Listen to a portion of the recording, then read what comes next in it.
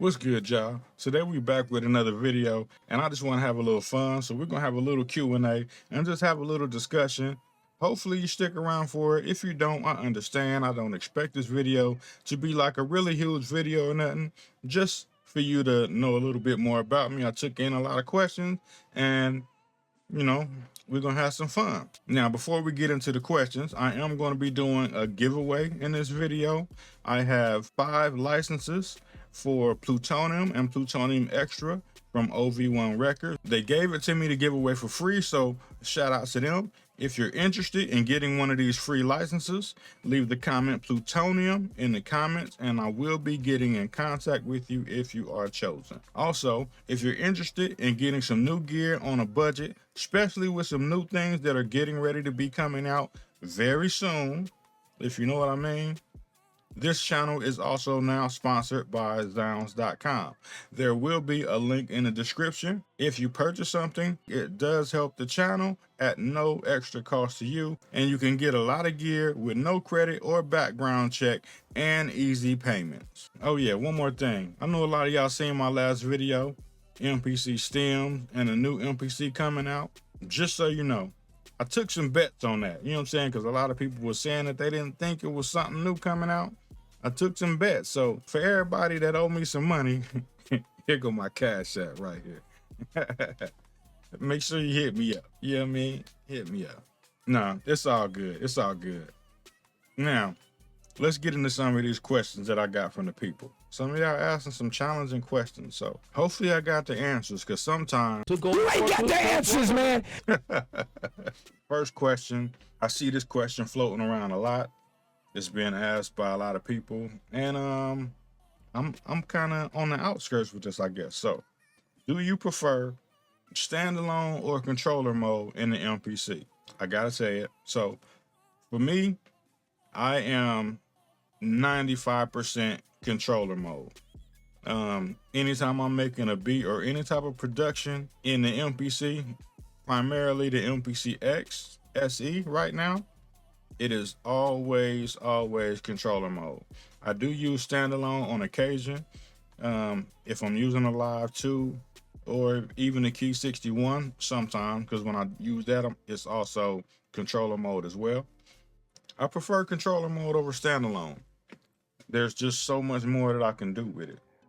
Not only do I have access to everything that I can normally do in the MPC, I also have access to all of my third-party plugins and everything else that I could do on the computer. You know, it's just it's a different world. I started out as a software-based producer anyway, so I've accumulated a lot of plugins, a lot of sound modules, stuff like that, and controller mode allows me to use those with the MPC and still get all of the benefits of the MPC. So it's the first question. Question 2, does stems work in standalone? First of all, stems hasn't been released yet as of the recording of this video. Secondly, they said that when stems is released, it will be controller mode only at first, and standalone will be coming sometime in the future after that. So that being said, I know there's going to be a lot of new people coming to controller mode, and some people are going to have a lot of questions, maybe a lot of frustrations trying to get acclimated to controller mode, because it's my understanding there are a lot of people who have these MPCs, the MPC Live, MPC One, even the MPC X, that have never used controller mode ever. They just opened up the box, standalone only, and hit the gas pedal. Now that's fine, but it's my opinion that there's a lot of stuff they're missing out on, and a lot of things they may need to get acclimated to trying to come to controller mode. With stems coming out, we're probably going to be seeing a lot of that. So next question, do I have to pay for the MPC software? Well, that depends. If you have a standalone MPC, like the MPC Live, the MPC One, MPC X, even the MPC Key 61, Also, the MPC Studio 2. Maybe the Studio 1, I can't remember, but I know for sure the MPC Studio 2. Those all come with the MPC 2.0 software. So if you have any of those devices, any of the standalone MPCs for sure, and some of the higher end controllers, those come with the MPC 2.0 software. Other than that, if you have something like the MPK Mini, or MPD or something like that, then that may come with MPC Beats, which is a lower grade of the 2.0 software that you get for free. It can't do everything as the software, as the upgraded version, but it can do most of it. If you have any of the standalone MPCs, you do not have to pay for the software. You already own it. All you have to do is register your MPC and use your license. What are your favorite plugins for the MPC? My favorite, I'm gonna stick with standalone plugins for this because I got a lot of other plugins.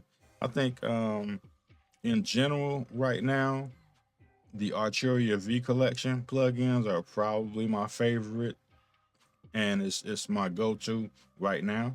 That tends to change from time to time because it used to be Reason, it used to be other plugins like that.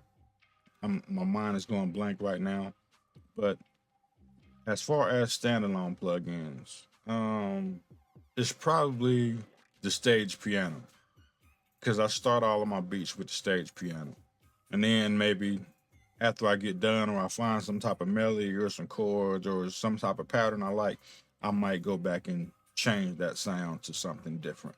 So the stage piano is like my song starter or my beat starter, if you will. Can you access standalone MPC expansions in the software? Yes, you can. And there's a few ways to do it actually. I'll show you. There's a few ways to do that. Let's have a look at it. I'm in controller mode right now. So in controller mode, you hit your browser and you tap on the expansions tab, just like you normally would in standalone. You see all of your expansions here. Now, if there are expansions that are not in this list, but you know they're on your internal storage location, whether that's a SD card or a SSD drive, then you tap on Places. And then once you get in Places, now, I just want to slow down real quick because being that this is in controller mode, my MPC has access to every storage location that's attached to my computer. My computer currently has 10 hard drives connected to it. 10 different hard drives. I know it's a lot, but I use them for different things. So I have my music hard drive, video hard drive, download hard drive. I kind of keep everything organized, so on and so forth. But there's literally 10 different drives attached to this computer. So I'm going to scroll up and I'm going to go to my MPC-X SE. And then once I'm inside the MPC-X SE hard drive, then I'll go to expansions, click enter on expansions. And this is the list of all of the installed expansions on the MPC. So you can use this to get into them just like you can any other way. So just going through that expansion list is not the only way to access your expansion. You can also go to Places and browse directly to that expansion. And just to show you, I'm going to the F9 Electric Funk expansion.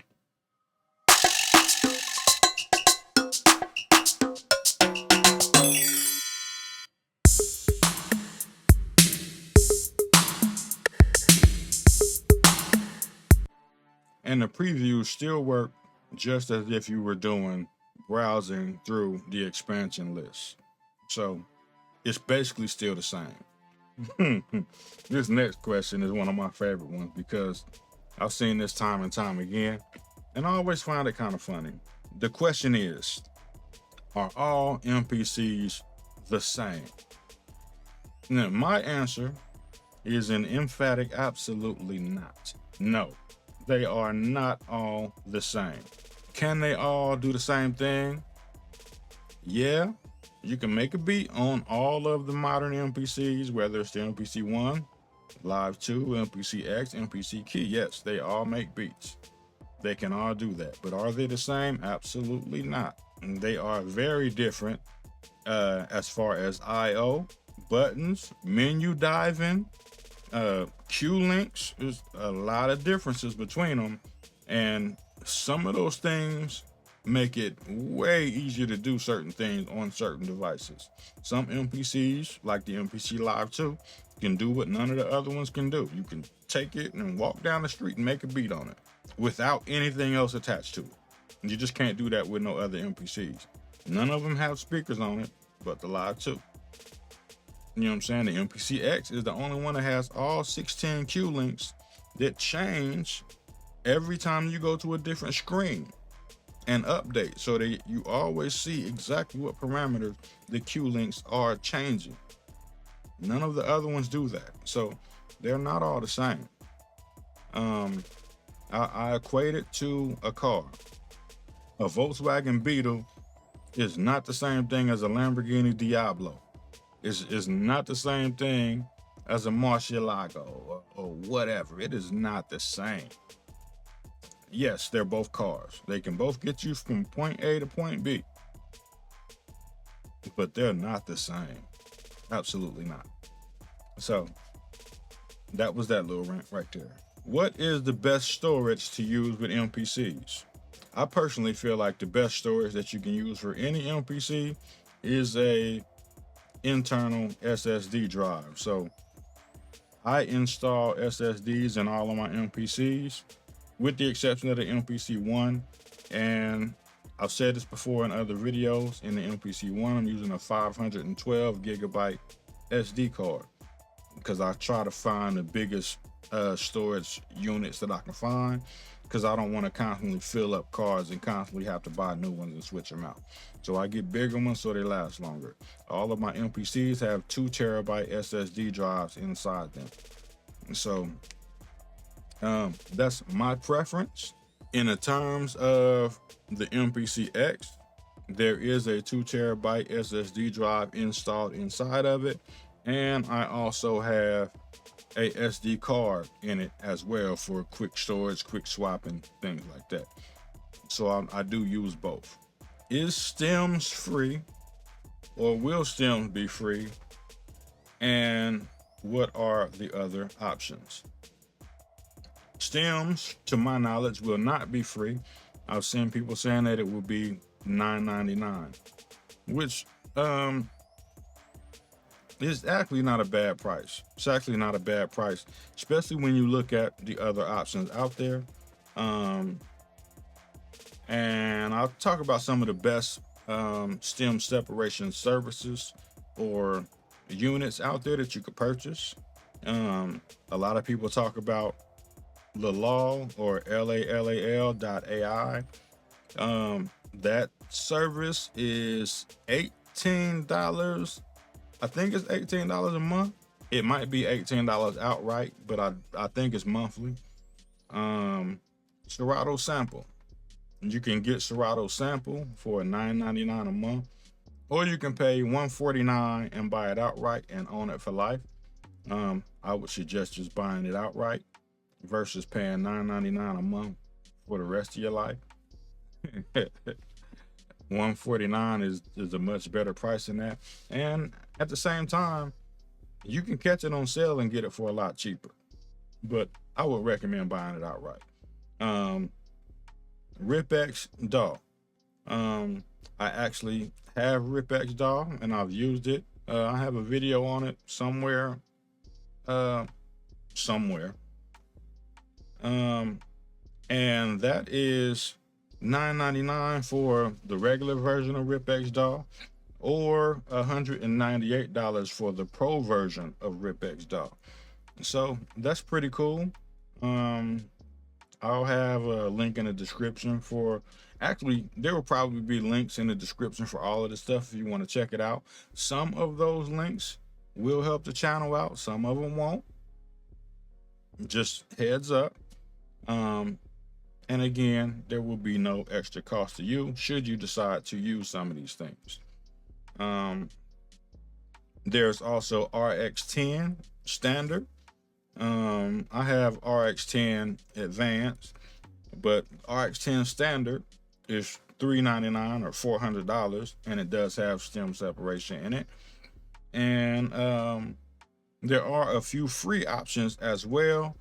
Well, limited free options, like Voice.ai is a stem separation service that is free, and you can get, like, off top of my head, like 3 or 5 free stem separations, and then it'll charge you or try to attempt to charge you after that. I don't know what the pricing is after the free stems run out. I wasn't interested in using it that much. I just checked it out. And there's a couple others too, but you can find them. They're out there and they're free, but they're all limited free. I haven't seen any that's like free forever. So what do you do in your spare time? Make beats, record music. And but outside of that, in my spare time, I'm a gamer, man. I play games.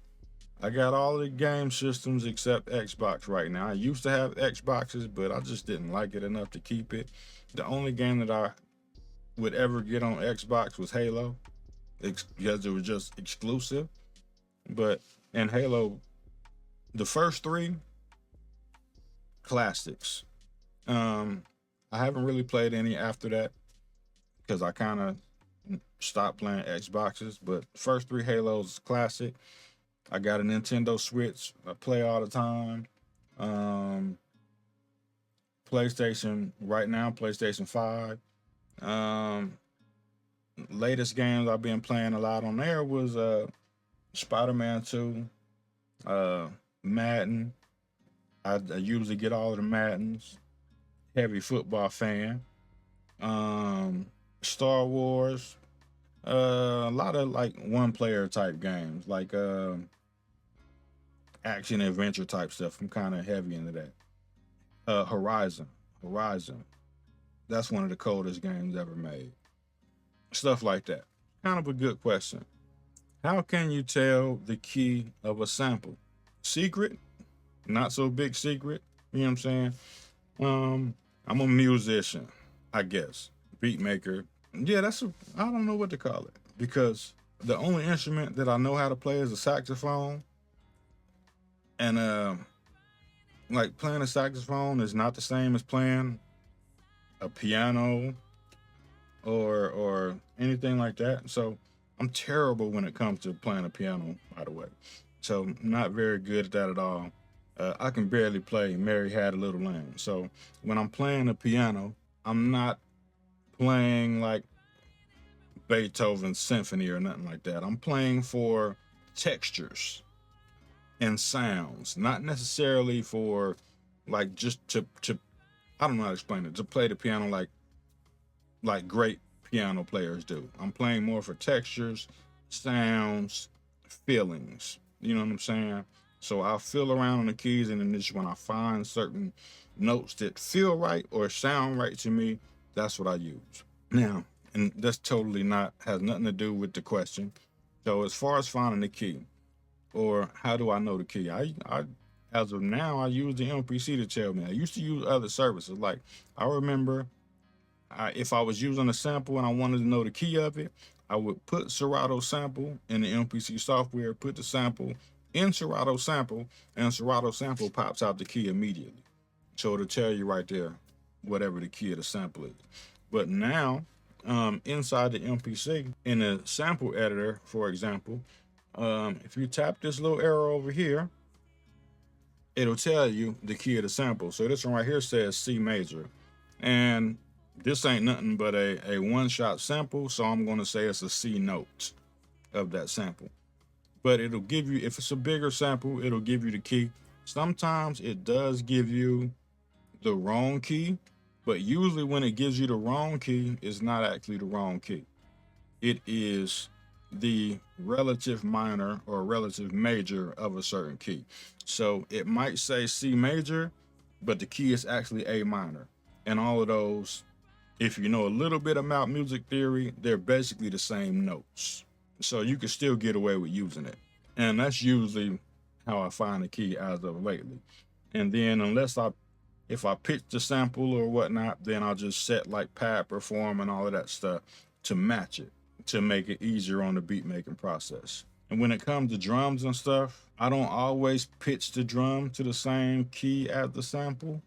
Sometimes I do, sometimes it don't. It just depends on if it feels odd or not. If it doesn't feel odd, I don't worry about it. But if something feels off, then I go in there and tinker around with the drums, and sometimes that's the problem. So it just depends. Where are we at? What are some of the issues with the MPC software? What are some of the issues with the MPC software? Well, the biggest issue that I've run across every now and then, because sometimes I do use third-party plugins, and there's certain plugins out there in the world that will crash the software immediately. As soon as you open those plugins, it's done. No warning, it'll just close. So I've learned to avoid certain plugins whenever I'm using the MPC. I can use them in other softwares. If I'm using my DAW or something, I can open them up. When I'm in the MPC, I know that this plugin never open. This plugin never open. That plugin never open. I know one of them that used to kill me was Initial Audio Sector. That plugin used to crash the MPC all the time, like instantly. So now I never use Sector when I'm in the MPC. Yeah, so I think that's the biggest issue I run across in the software. Other than that, my experience has been pretty much the same on occasion. Now, I've also had crashes in standalone. I had a video, it's actually a video I did a while back where I was using the MPC Live 2 in standalone and made a nice little beat. I was kind of feeling it a little bit, and boom, it just crashed on me. I was hurt, to say the least. I was hurt. So, and I don't even know what caused that crash, but it was just out of nowhere.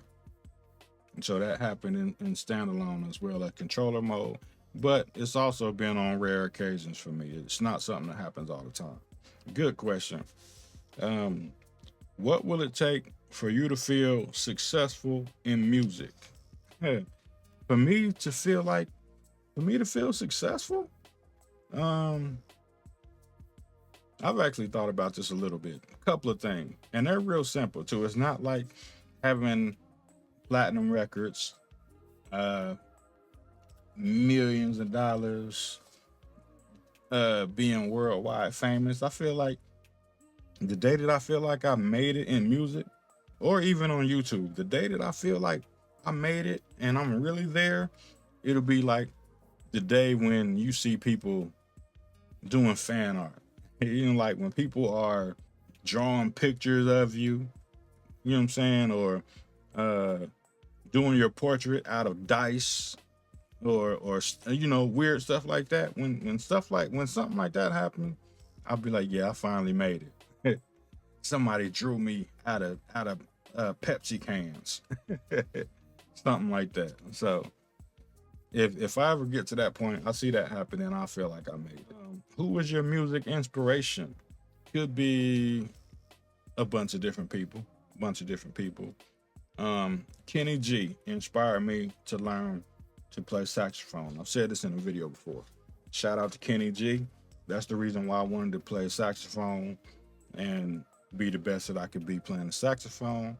When it comes to rap, hip hop, and all of that, there is one event, and I can always go back to what inspired me to want to rap, want to write songs, want to be a rapper, and all of that. And that was because I had heard hip hop. I had heard hip hop early on. You know what I'm saying?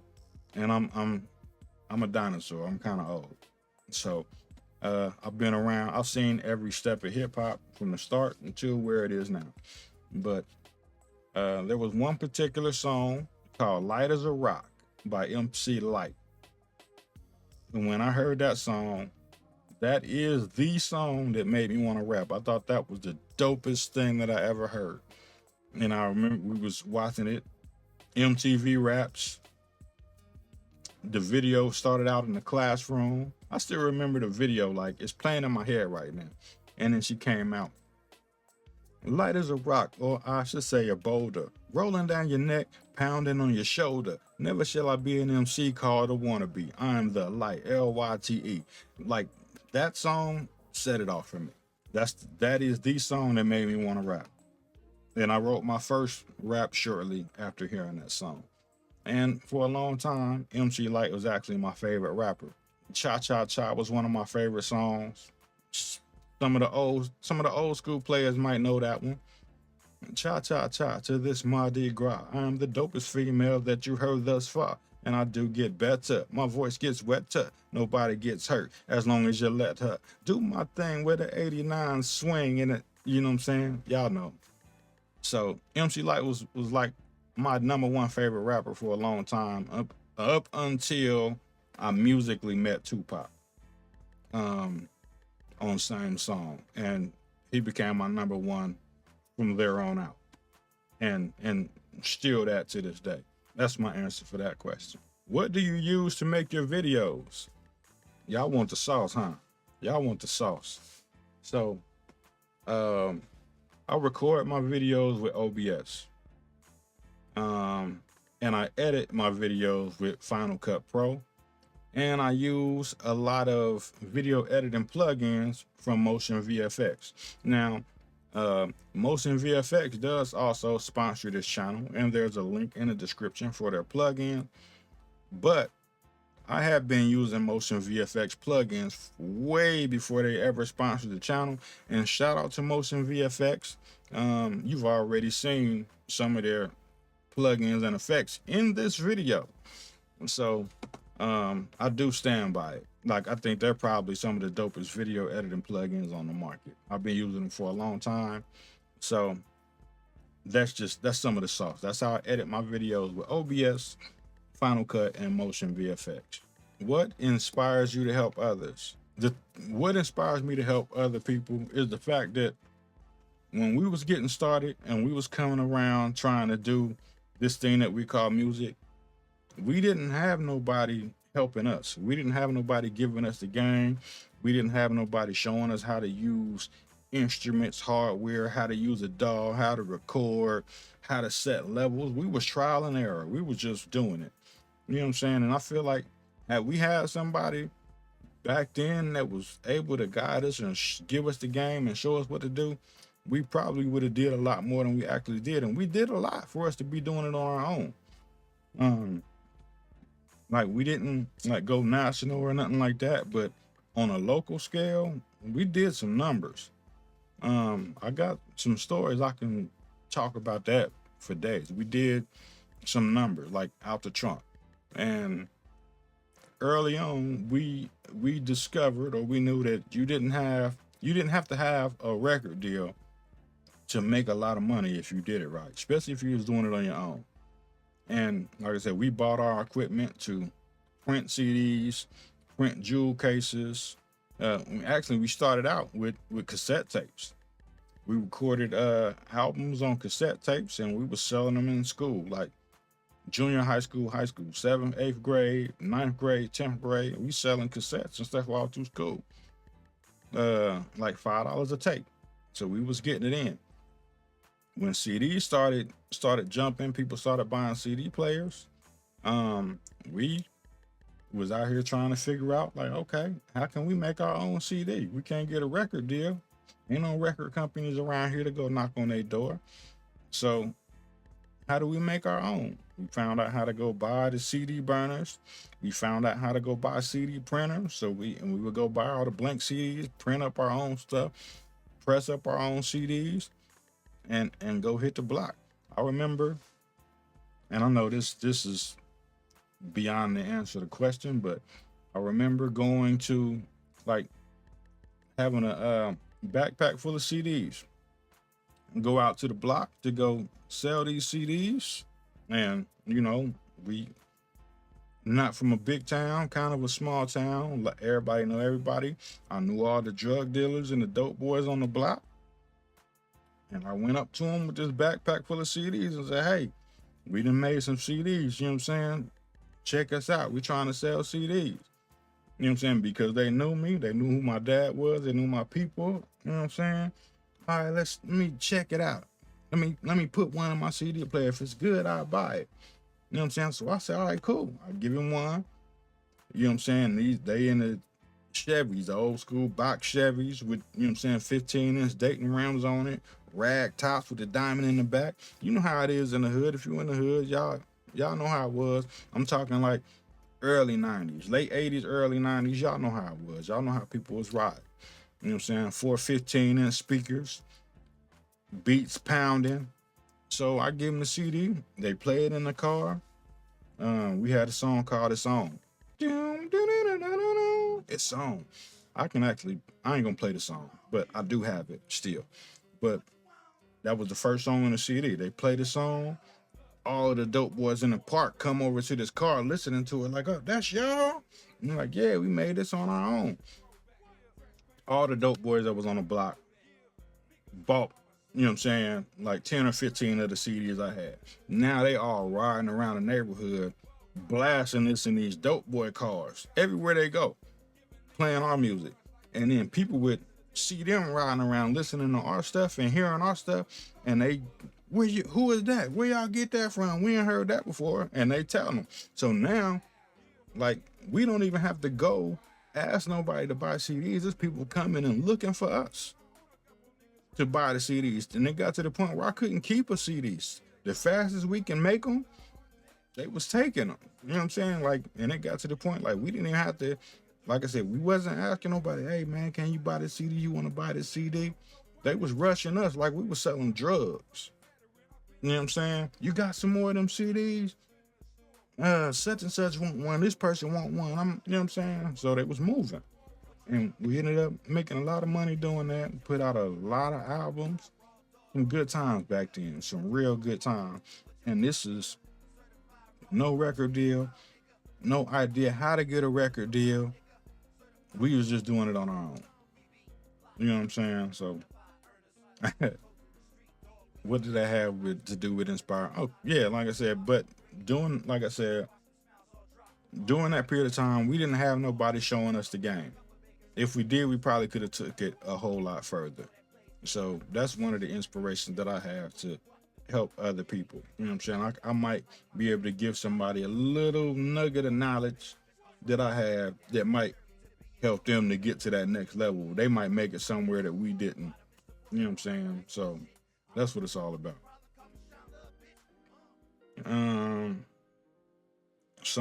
What is something that you're most proud of thus far in life? I'm still here. I'm still here. You know what I'm saying? I done done a lot in life. And, you know, I done done a lot. A lot of things could have happened where none of this would even be possible right now. So I'm just proud that I made it this far, for real. And seeing the things I've been able to see. Why do you prefer the MPC over the machine? Pretty good question. Because I do, like everybody knows I have the MPC. I do also have Machine MK3. I don't really use it very often anymore. I pull it out every now and then. But I mean, the biggest thing that the MPC has over the machine for me is the touch screen. It just makes like navigation and stuff like that a lot easier. Now, Native Instruments have the buttons and stuff over the screen, but I always, whenever I'm using the machine, I always go into the screen and touching it like, oh, that don't work.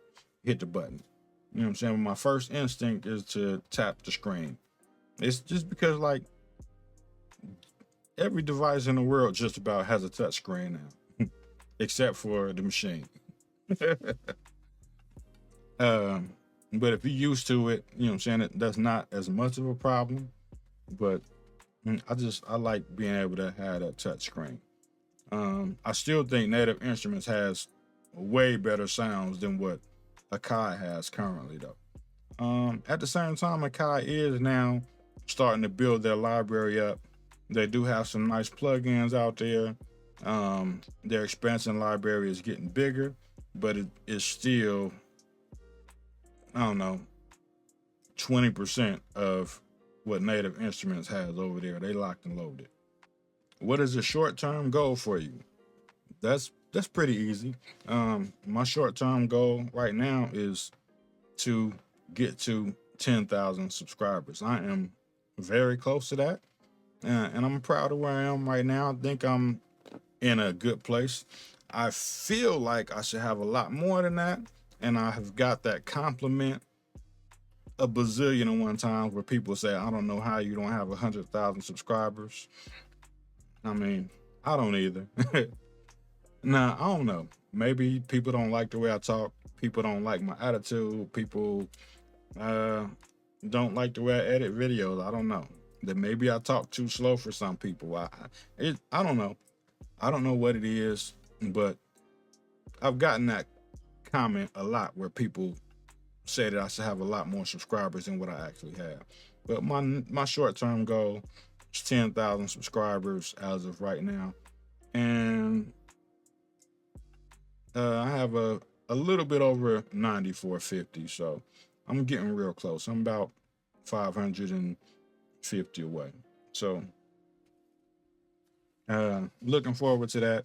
That'll be a big moment for me because I know not a lot of channels make it that far, and I feel blessed to be where I'm at right now. What has been one of the biggest rewards so far on the channel? Just all of the responses that I get from people. People saying how much my videos helped them. And then like even when people send me like off of some of my tutorials and send me some of the beats that they made or that I inspired them to make, that's it right there. It always gives you a good feeling inside, letting you know that you help so many people. What are your top 5 rap artists of all time, dead or alive? Number 1, Tupac. I don't know if anybody would ever top Tupac in my book. That's my number 1. The rest of the list, it's kind of all over the place. I got a lot of artists I like. Most of them are older artists. So I like T.I. a lot. I don't know if he like number 2 or whatnot, because after my top 5 artists of all time probably stop at number 1, really. But I do like T.I. a lot. 50 Cent is up there. Tretch from Naughty by Nature was one of my favorite rappers. Naughty by Nature was my favorite rap group for a very long time. Talking newer artists, I like Cordae a lot. I think that's 4. I'm not counting. Let me see. Who else would I put on that list? We talking all time. Might be Ice Cube. It might be Ice Cube. Yeah, because he one of my favorites too. Man, if I actually put together a list, it'll probably get difficult. Because I got Scarface kind of high too. I know a lot of people don't have him maybe as high as what I do, but I got Scarface up there. So I'm gonna round it out with that. I know that's probably like 6 or 7. I wasn't counting, but that's some of my tops right there. How did you know which direction to go on your YouTube channel? That is pretty easy, actually. I know I've talked about this before, how my channel started. I got a video, this video right here. Actually, goes into a little more detail about how my channel started. But beyond that, the direction of this channel has been determined mostly by y'all, the viewers, people watching the channel. A lot of the videos I made are based on the questions and stuff that people have asked me over the years. Asked me if I can do a video showing them how to do this or how to do that, or explain this or explain that, or they need help with something, man. Whenever I can, I try to do it. If I had the power to do it. And that's been the general direction of the channel for the most part. Like every now and then I might make a video just making a beat, relaxing, having some fun and stuff like that. But actually a lot of the biggest videos that I have on this channel were requests from people watching the videos. And shout out to y'all. I really appreciate y'all. So MPC question. Can you import MIDI into the MPC? Yes, you can. You can import MIDI into the MPC, but I don't like doing it. I don't like the way it works. If I'm being honest, I really don't like the way that it works. Because currently, when you import a MIDI progression or a MIDI track into the MPC, it puts it on an entirely different sequence than the one that you're working in. And then you'll have to copy that track out of that sequence and paste it back into the sequence that you really want to work in. And that workflow sucks, and it needs to be fixed in the MPC. I don't know why it works like that. It doesn't work like that in any other DAW, nowhere. But that definitely needs to be addressed.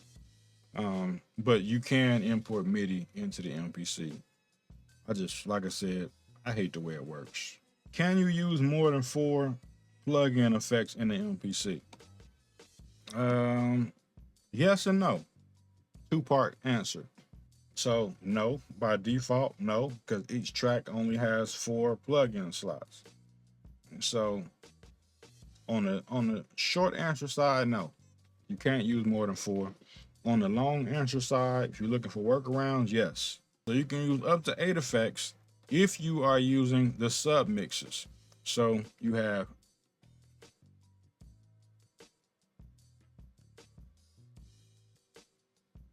actually, let me rethink that. Let me rephrase that.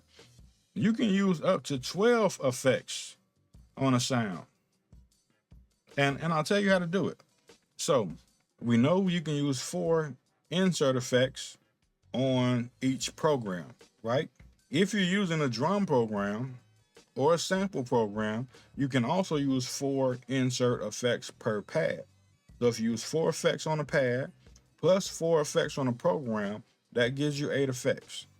Then you can also use your sub mixes and put 4 more effects on the sub mixes, which will give you a total of 12 effects that could be affecting a singular sound if you have it coming from a pad. So, as a workaround, yeah, you can get up to 12 effects per sound if you break it all the way down to a pad. All right, so that looks like all the questions that I have for now. If you want to see another video like this, let me know, and maybe I'll take some more questions and do another one sometime down the line. If not, it's all good. Shout out to everybody who watched the video, especially if you made it all the way to the end. Shout out to Zounds.com. Shout out to Motion VFX. Also, shout out to OV1 Records for the 5 licenses to give away for the Plutonium plugins. As always, I'm out.